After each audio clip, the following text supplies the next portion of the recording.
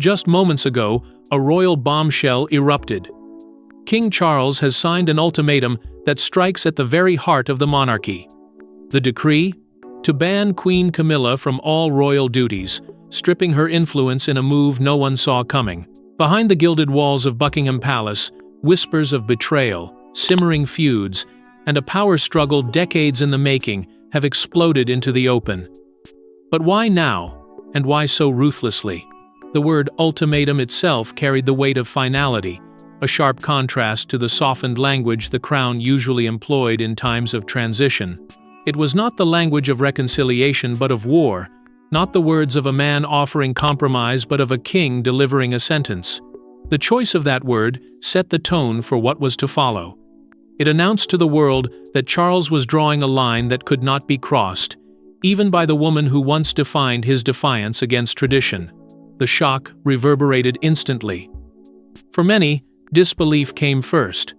How could the monarch who had defended Camilla with unyielding loyalty now turn against her with such force? Others described it as betrayal, not just of a wife but of a promise. Charles himself had once begged the world to accept that Camilla belonged at his side, and yet there were those who greeted the news as vindication. Diana's name resurfaced in hushed tones and loud exclamations alike, her legacy suddenly alive in the minds of the public, as though fate itself had finally tilted in her favor. The sense that history was looping back on itself was unavoidable, and with it came a collective unease, a haunting reminder that ghosts in the monarchy are never truly laid to rest. But beneath the surface of spectacle lay something darker and more urgent: Charles's failing health. Those close to him had watched the toll mount over the past months, his body betraying him even as he tried to maintain the crown's image of strength. Every falter, every hesitation in public appearances became fodder for speculation. The ultimatum, some whispered, was not a sudden act of cruelty, but a desperate move by a man racing against time. It was less about punishing Camilla and more about forcing history to bend before his legacy slipped from his hands. If he did not act now, perhaps he never would. The act of signing itself was heavy with symbolism. Charles could have issued a private instruction or adjusted roles quietly, as had been done countless times before in royal history. But instead, he placed his authority into a formal ultimatum, a document that carried not just power, but finality. It was a performance of sovereignty, a declaration that the king would not be remembered as a man ruled by his consort, but as a monarch who dared to reclaim his throne from within his own household. Those who witnessed the moment spoke of a silence so profound it seemed to vibrate through the air, a recognition that the balance of power had shifted permanently. Inside Buckingham, the fallout was immediate. Staff were thrown into disarray, torn between loyalties that had defined their lives for years. Some swore their allegiance to Charles, bowing to the authority of the crown, no matter how unsettling the decision. Others, however, clung fiercely to Camilla, a woman who had treated them not as subordinates but as confidants. The corridors that once echoed with polished efficiency now carried whispers, doubts, and the heavy steps of servants unsure which orders still held meaning. And at the center of it all was Camilla herself, blindsided, stripped of the dignity of preparation, her status unraveled before she could marshal a defense. Sources close to her described her shock as volcanic rage veiled by stunned silence. For a woman who had endured decades of public judgment, humiliation, and struggle, this was the cruelest betrayal of all. The man for whom she had sacrificed so much had turned the crown itself into a weapon against her. But this ultimatum wasn't born overnight. It was the result of years of silent wars, hidden betrayals, and an alliance Charles never expected to break. For decades, their love was sold as unbreakable, the romance that defied scandal and time. But within the palace walls, cracks had begun to show, cracks that widened into chasms as Charles grew weary of Camilla's growing defiance. The public never saw the arguments, the icy silences, or the secret power games. Until now, those struggles remained hidden. But insiders say they ignited the ultimatum. The image of Charles and Camilla as a couple who had survived the storms of public scrutiny was carefully nurtured. It was held up as proof that love could conquer betrayal, that endurance could overcome the weight of judgment. Yet, behind closed doors, it was not the harmony of soulmates that lingered, but the tension of two people increasingly at odds. What was once companionship was souring into conflict, and whispers grew louder with each passing month that their bond was weakening. Charles, a man who had spent his entire life overshadowed by his duty, had leaned on Camilla as the one person who understood him. But with the crown now heavy on his head, he began to feel that her presence was no longer the comfort it once was. In private meetings, she was accused of undermining him, questioning his choices, and at times outright contradicting him in front of advisors. For a king whose authority was constantly under the microscope, these small acts of defiance became daggers that pierced deeper than the public could ever imagine. Sources close to the household recall moments where Charles's patience shattered, where his words were laced with frustration and disbelief that his once loyal partner now seemed to doubt him at every turn. The greatest strain came whenever the conversation turned to William and Catherine. Reports reveal heated clashes over their rising influence, with Camilla dismissing their growing popularity as nothing more than a passing wave. But Charles saw what she refused to admit. Wherever William and Catherine appeared, the people's love was undeniable, their approval radiating like a shield over the monarchy. Every smile from Catherine, every respectful bow to William, was proof that the crown's survival depended on them. For Charles, this was not just an observation, it was a truth he could not ignore. And when Camilla raged against it, it set their home ablaze, with battles no one outside the palace walls could witness. It was in these moments that Anne's quiet warnings returned to haunt him. She had always been skeptical of Camilla's ambition, whispering that the queen consort's hunger for influence stretched far beyond her title. Her words had seemed harsh at first, perhaps even unfair, but Charles was beginning to see what his sister had sensed long before. Camilla was no longer merely his companion, she was becoming a rival, carving her own space where loyalty to the crown should have been her guiding star. The weight of isolation pressed down on him like never before. Advisors described a man who seemed burdened not just by illness or duty, but by loneliness within his own marriage. He confided in hushed tones, "She no longer listens." For someone who had once clung to her as his refuge, the admission was devastating. The fractures were no longer hidden, they were consuming the foundation of their union. And then came the moment that broke whatever restraint still existed. In a confrontation before staff members, Camilla allegedly raised her voice against him, challenging his authority in a way that left the room stunned. For Charles, who had endured humiliation on the global stage for decades, this was different. To be undermined not just privately but publicly, before the very people who upheld the palace machinery, was an insult too deep to bury. Those present say the king's face drained of color, his silence afterward more damning than any words he could have spoken. And yet, marriage tensions alone couldn't drive such a seismic move. A darker truth lurked beneath the throne itself was at risk. Behind every royal storm lies an unexpected hand. And this time, palace insiders point to none other than Princess Catherine.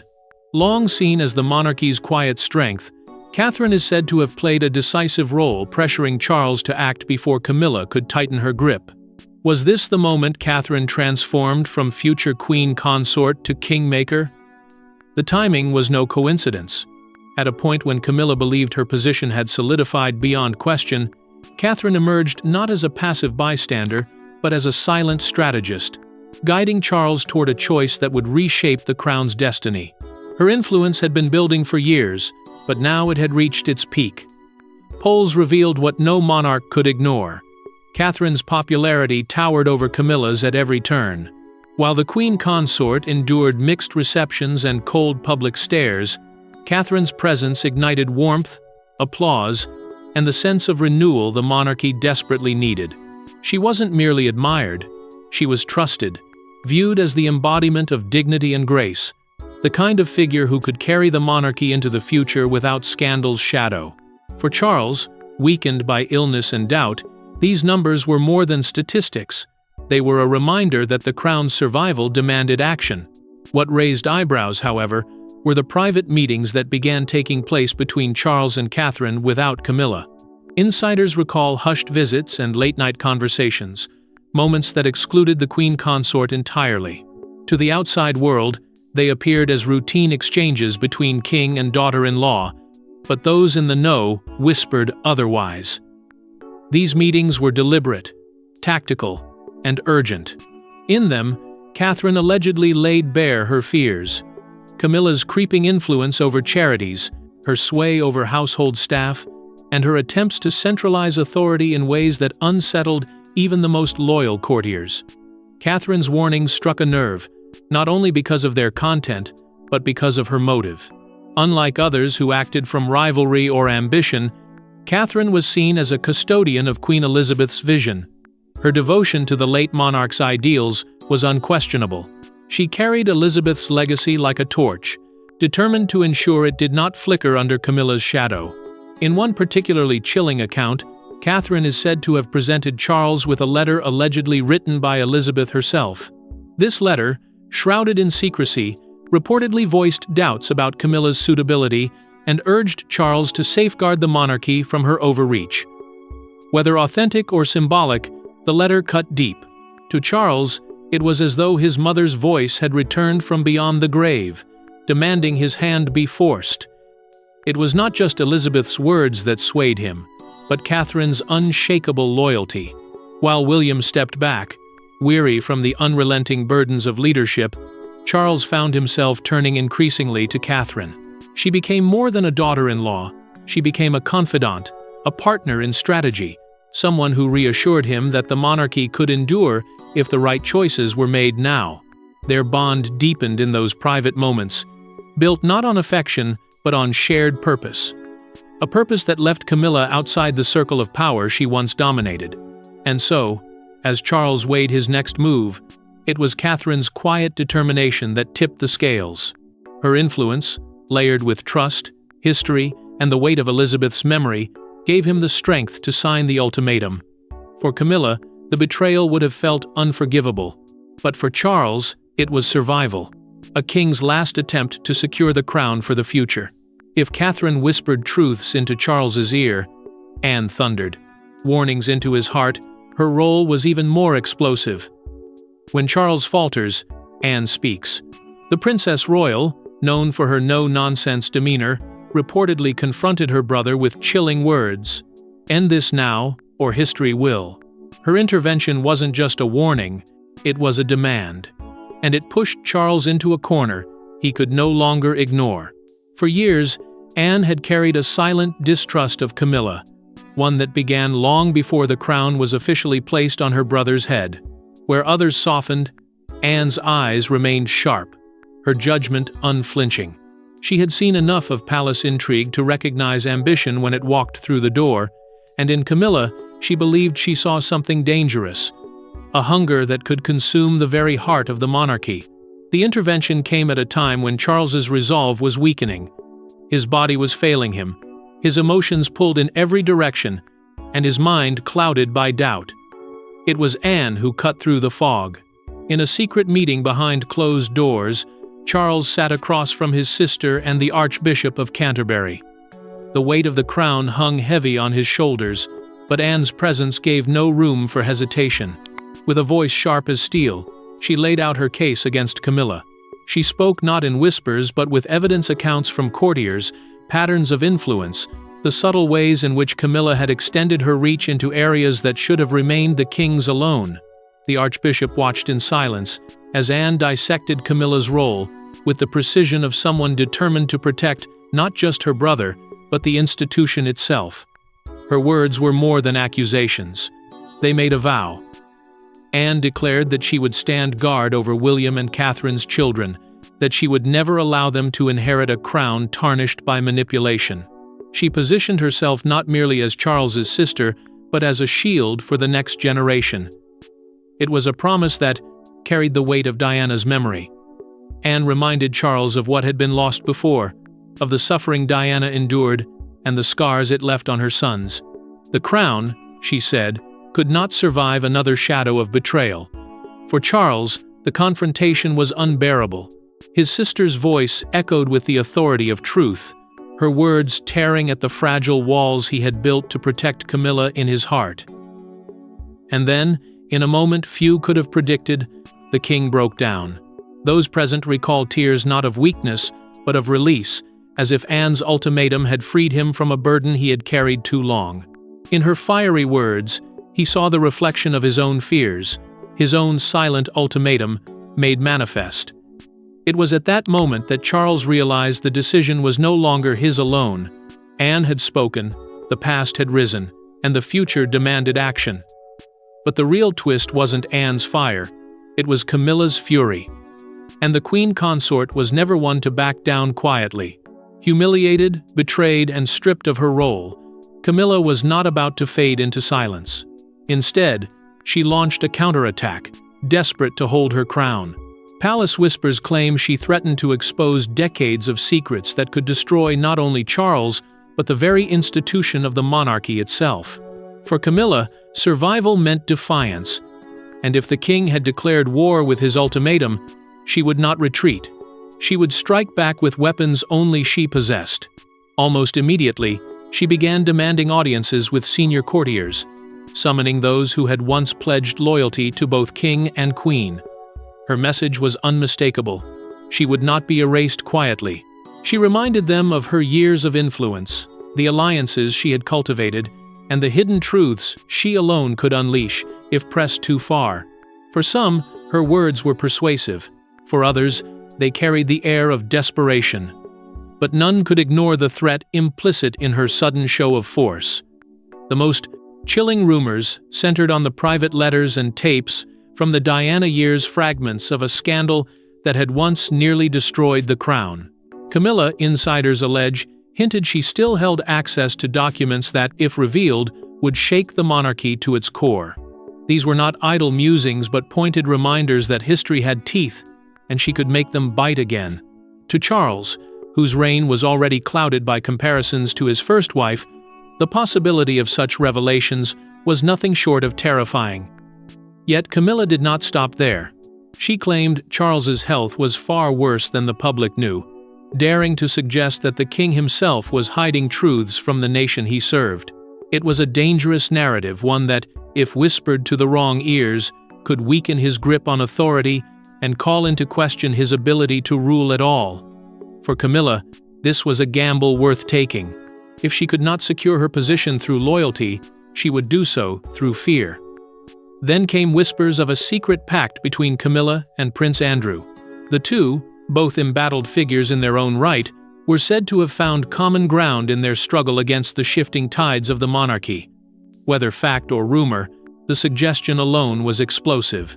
It painted a picture of hidden alliances, of factions forming beneath the crown, and of a queen consort willing to align with the most controversial figure in the royal fold if it meant protecting herself. And as if to prove her reach, stories began leaking into the press. They were small at first, subtle slanders, unflattering anecdotes, whispers of discontent, but insiders insisted these leaks traced back to Camilla's loyal staff, who had chosen to fight their queen's battle in the shadows of the media. Every story was a cut, every rumor a warning, until the entire palace seemed gripped by paranoia. It was in this climate of fear that Camilla allegedly uttered the line that would echo through the halls of Buckingham. "If I go down, I'm taking all of you with me." It was not the voice of a consort defeated but of a woman cornered, prepared to scorch the institution itself rather than be cast aside. But the palace machine was already moving, and its weapon wasn't secrecy, but exposure. The ultimatum was signed, but the world only learned of it when the press descended like vultures. Front-page headlines screamed betrayal, while television networks replayed images of Camilla alone. It was the kind of media frenzy not seen since Diana's death, and once again, the monarchy stood on trial in the court of public opinion. The leak was not gradual. It was a lightning strike. Footage of Charles's signed ultimatum appeared on screens without warning. A document that should have remained hidden now laid bare for millions to dissect. The words were stark, undeniable. The king himself had demanded that the queen consort step aside from all royal duties. Within hours, Commentators across the world branded it Diana's revenge from beyond the grave. The narrative wrote itself. The woman who had once stood in Diana's shadow was now being humiliated in the same public arena that had once cheered her downfall. It was as if fate had pulled the strings to remind the monarchy that ghosts never truly leave its halls. Old photographs of Diana resurfaced on front pages, her memory weaponized in a storm that made Camilla look like an intruder all over again. Crowds gathered outside Buckingham Palace, demanding answers, their chants filling the night air with anger and disbelief.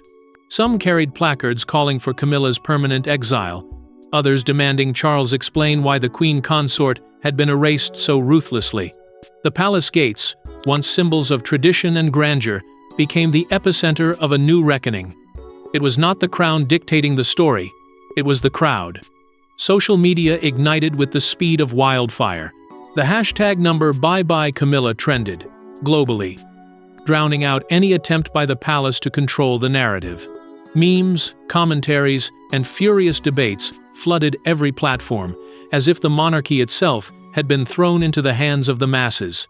The digital age was now the monarchy's harshest stage, and Camilla was its chosen villain. Journalists dug into her past with ferocity, reviving scandals thought long buried. Old controversies reappeared in bold letters, each one reframed in light of the ultimatum. Stories of her alleged manipulations, her rivalry with Diana, and her supposed schemes within the palace resurfaced with renewed venom. For Camilla, the humiliation was absolute, every headline cutting deeper than the one before. And this storm was not contained to Britain. International outlets seized upon the drama with a ravenous appetite. From America's morning shows to Australia's late-night broadcasts, the story dominated the airwaves. Questions were raised not only about Camilla's fate, but about the stability of the monarchy itself. Was this the beginning of the end, or the start of a brutal rebirth? But the loudest reaction wasn't from the public, it came from within the family itself, and it tore the Windsors apart. As the monarchy reeled, the brothers stood on opposite sides once again. William reportedly supported his father's decision, protecting Catherine and their children's future. Harry, however, was said to be furious, seeing the move as yet another betrayal of the woman Charles once claimed to love. And their clash threatened to rip open old wounds the family could no longer hide. The ultimatum had not only shaken the palace but had reopened scars that never truly healed, turning the spotlight back on the brothers whose fractured relationship mirrored the turbulence of the crown itself. For William, the choice was clear. His loyalty to Charles was unwavering, but it came with a hard condition. Camilla could never be queen. He viewed the ultimatum not as cruelty, but as a necessary strike to protect the dignity of his wife and children. To him, Camilla represented instability, scandal, and a chapter of royal history that should have been sealed long ago. By supporting his father's bold decision, William was also reinforcing his own vision of the monarchy, one where Catherine stood as its future strength, not Camilla. His position was calculated, fierce, and immovable. Harry, on the other hand, could not forgive what he saw. To him, the ultimatum carried echoes of the past, of betrayal, of broken promises, of the endless cycle of women chewed up and discarded by the crown's merciless machinery. He accused Charles of repeating history, of discarding one woman's devotion when it no longer suited him, just as Diana had been cast aside decades earlier. For Harry, who still carried the wounds of his mother's suffering, Charles's decision wasn't a correction, it was hypocrisy. And once again, he stood on the outside, raging against a family that seemed incapable of learning from its own mistakes. The tension grew sharper when Meghan's voice entered the storm. Behind closed doors, she was said to have warned Harry that this was proof of what she had long believed, that the monarchy devoured its own, and that Charles's actions would eventually come for them too. Her words only fueled Harry's anger, cementing his belief that his father's move against Camilla was nothing more than a calculated performance to protect the institution, not the people within it. The rift widened further with a single phrase. William reportedly declared in one heated exchange, "Camilla can never be queen." It was not a suggestion, nor an opinion, it was a proclamation, a vow that he would fight to the end to keep her from holding the crown's sacred place. For Harry, hearing his brother speak with such certainty only deepened the divide. To him, William wasn't defending morality. He was wielding power, shaping the monarchy to his liking, without regard for the chaos it unleashed. And then came the leaks. Emotional phone calls between the brothers, filled with anger, grief, and bitterness, found their way into the press. The world listened, dissected, and speculated, turning private pain into public theater. Every word dripped with the weight of betrayal, painting a picture of two men who could no longer see each other as allies but as adversaries, standing on either side of a crumbling throne. The once unbreakable bond between the Wales household and the Sussexes had now deepened into a chasm so vast it seemed impossible to bridge. Where there was once brotherhood, there was now only suspicion, resentment, and the bitter recognition that they were walking two separate paths. The ultimatum had not only divided a crown, it had divided a family. But as the brothers fought, Charles's true battle wasn't with Camilla or even his sons. It was with himself. Alone in his study, King Charles is said to have whispered words that chilled his aides. "This is my last gamble." For a man battling age, illness, and history, the ultimatum was more than a political move. It was a desperate attempt to reclaim control of his legacy before it slipped into Camilla's hands forever. In that confession, there was no triumph, no certainty, only the heavy realization that every decision he made now would either cement his crown or unravel it entirely. The gamble was not just against his wife, but against time itself. For months, his failing health had been the palace's most carefully guarded secret. Though the public saw fleeting glimpses of a monarch who carried himself with dignity, those closest to him saw the fatigue that clung to his every step, the shadows under his eyes, the subtle tremors that betrayed him when cameras weren't watching.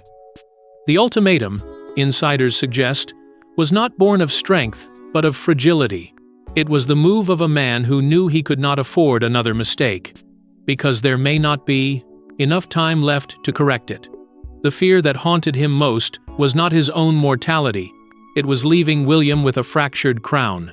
Charles had witnessed firsthand the destruction of division, the corrosive power of scandal, and the unbearable weight that family feuds placed on the monarchy.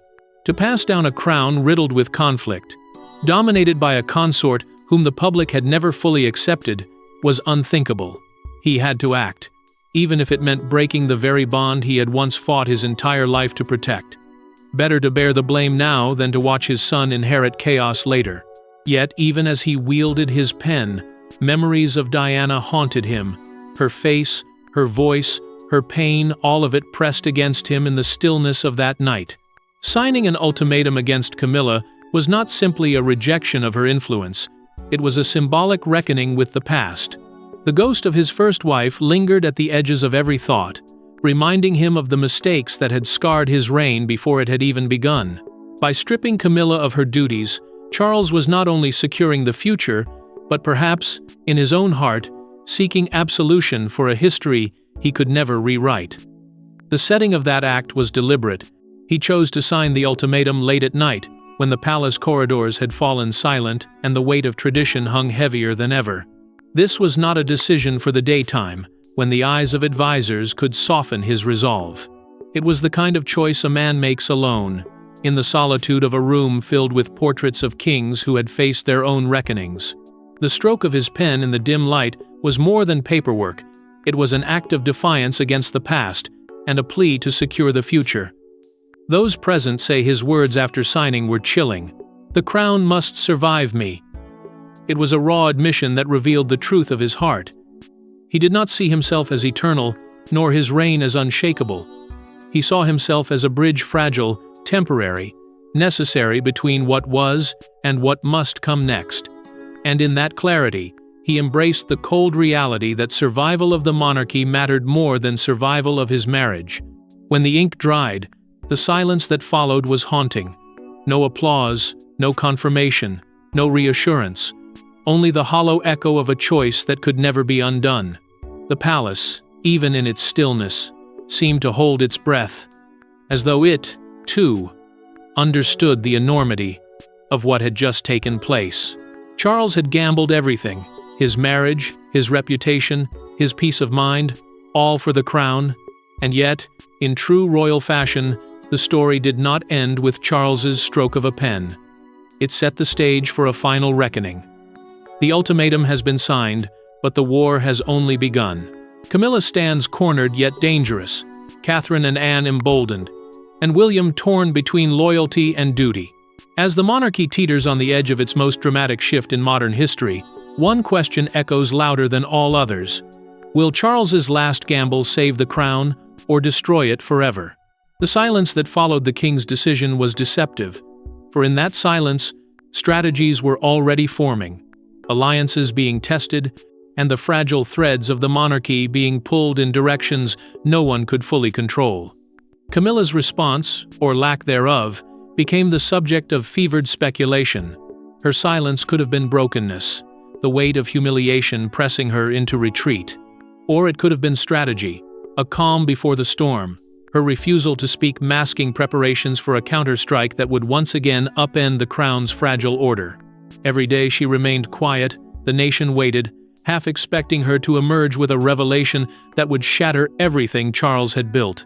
To underestimate her would be fatal, for a queen consort cornered is never without claws. Meanwhile, Catherine's rise seemed unstoppable.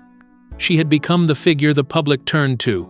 In the chaos, the steady hand guiding the monarchy through a tempest of uncertainty. Where Camilla's presence evoked division, Catherine's inspired unity. Her name was on the lips of the people, not as a consort in waiting but as the true face of the monarchy. Her composure in public, her devotion to her family, and her connection to Elizabeth's memory transformed her into the embodiment of continuity and hope. For many, the ultimatum marked not just the fall of Camilla, but the coronation of Catherine in the hearts of the people. Anne, too, refused to fade into the background. She had been the spark that ignited Charles's final move, and she was determined to ensure it was not undone. Her vow to enforce the ultimatum was more than loyalty to her brother. It was a commitment to history itself. Anne saw herself as the guardian of the crown's future, willing to shoulder the burden of being ruthless where others hesitated. With her resolve came a new kind of fear within the palace, that Anne would stop at nothing, even if it meant alienating those closest to her. Public sentiment shifted rapidly in the wake of the decision.